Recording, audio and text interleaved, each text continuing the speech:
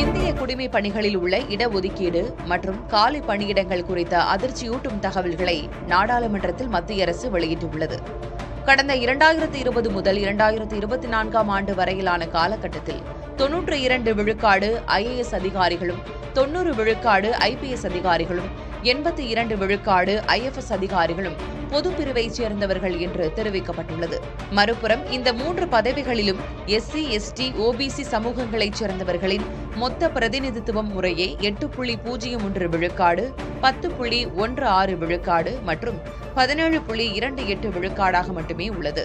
மொத்த IAS அதிகாரிகளின் எண்ணிக்கையில் 135 நபர்கள் மட்டுமே SC பிரிவைச் சேர்ந்தவர்கள் என்பது தெரியவந்துள்ளது.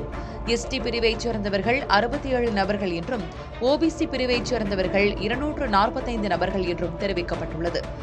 இதன் பிரதிநிதித்துவ முறையே 2.42 விழுக்காடு, 1.2 விழுக்காடு, 4.39 விழுக்காடாக உள்ளது. இதேபோல் IPS அதிகாரிகளின் எண்ணிக்கையில் 141 நபர்கள் SC பிரிவினர் என்றும், ST பிரிவைச் சேர்ந்தவர்கள் 71 நபர்கள் என்றும், OBC பிரிவைச் சேர்ந்தவர்கள் 231 நபர்கள் என்றும் தெரியவந்துள்ளது.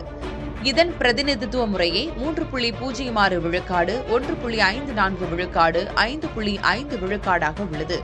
IFS அதிகாரிகளின் எண்ணிக்கையில் 95 நபர்கள் SC பிரிவினர் என்றும், ST பிரிவைச் சேர்ந்தவர்கள் 48 நபர்கள் என்றும், OBC பிரிவைச் சேர்ந்தவர்கள் 231 நபர்கள் என்றும் தெரியவந்துள்ளது. இதன் பிரதிநிதித்துவ முறையே 4.39 விழுக்காடு, 2.21 விழுக்காடு, 10.67 விழுக்காடாக உள்ளதாக தெரிவிக்கப்பட்டுள்ளது. நாட்டில் 5577 IAS அதிகாரிகளும் 4594 IPS அதிகாரிகளும் 2164 IFS அதிகாரிகளும் பணியில் உள்ளதாக தெரிவித்துள்ள மத்திய அரசு மொத்தமாக 2834 பணியிடங்கள் காலியாக இருப்பதாகவும் தெரிவித்துள்ளது. 1300 IAS பணியிடங்களும் 505 IPS பணியிடங்களும் 1029 IFS பணியிடங்களும் காலியாக இருப்பதாக மத்திய அரசு தெரிவித்துள்ளது.